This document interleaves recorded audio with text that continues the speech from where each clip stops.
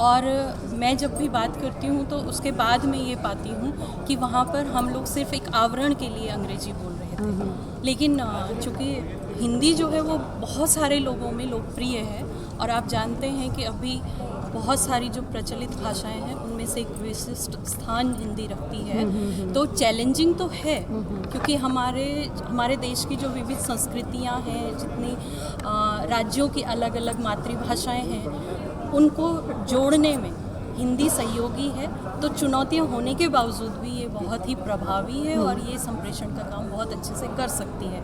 लेकिन चुनौती ये है चूँकि हमारे जो राजकीय विद्यालय हैं उनमें से लगातार पलायन हो रहा है और हम लोग अभी जो फोकस कर रहे हैं वो इस पर फोकस कर रहे हैं कि वर्ल्ड लेवल पे हम लोग कैसे कम्पीट कर पाएंगे, और इस वजह से अंग्रेजी को बढ़ावा मिलता है या जो और ऐसी भाषाएं हैं जिनकी वजह से, जैसे मातृभाषाएं जो हैं हमारी, उसमें फिर लोगों को लगता है कि एक गैप आ गया। लेकिन फिर भी जैसे हिंदी फिल्में बनती हैं, हिंदी फिल्मों में हम बहुत इम्प्रेसिव ढंग से बात अपनी रख सकते हैं, ऐसी छोटी छोटी डॉक्यूमेंट्रीज़ बना सकते हैं हम हिंदी में, उनको प्रसारित कर सकते हैं। आर्टिकल्स जो हैं, चूँकि मैं खुद एक राइटर हूँ और मैं लिखती हूँ निरंतर इन चीज़ों पर। जैसे मैंने अभी एक क्षणिका सुनाई थी पर्यावरण जी, तो आप लोगों को शायद वो अपील की होगी। इस तरह की छोटी छोटी चीज़ें, छोटे छोटे प्रयास हम लोग कर रहे हैं जिससे कि इन चुनौतियों से निपटा जा सकता है। तो संभावनाएं अपार हैं। जैसा कि मैम देखा जाता है इंग्लिश को एक मेजर लैंग्वेज समझा जाता है, लेकिन जब हम विज्ञान में आते हैं तो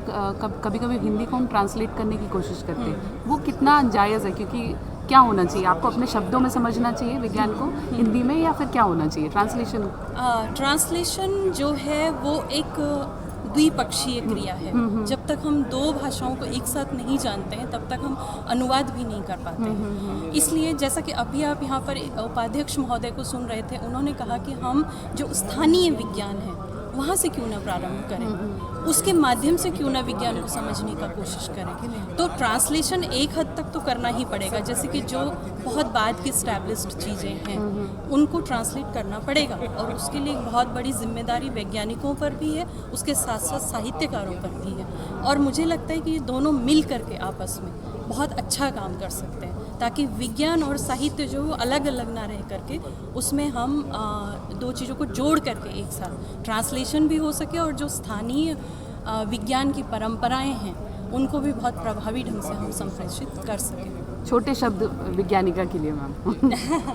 आप लोगों का जो आयोजन था वो बहुत अच्छा था, और ये भी उसी तरह के प्रयासों में से है जैसा कि प्रयास किया जाना चाहिए भारतीय भाषाओं में प्रसारण के लिए, मातृभाषाओं में विज्ञान के प्रसारण के लिए। और मुझे यहाँ पर आकर के बहुत अच्छा लगा। आयोजकों को धन्यवाद कहना चाहूँगी और चाहूँगी कि भविष्य में भी आप लोगों के साथ इसी तरह का एक अंतरक्रिया बना रहे और हम सब लोग मिल करके विज्ञान के प्रसार के लिए भारतीय भाषाओं में भी प्रयास करें। Thank you so much.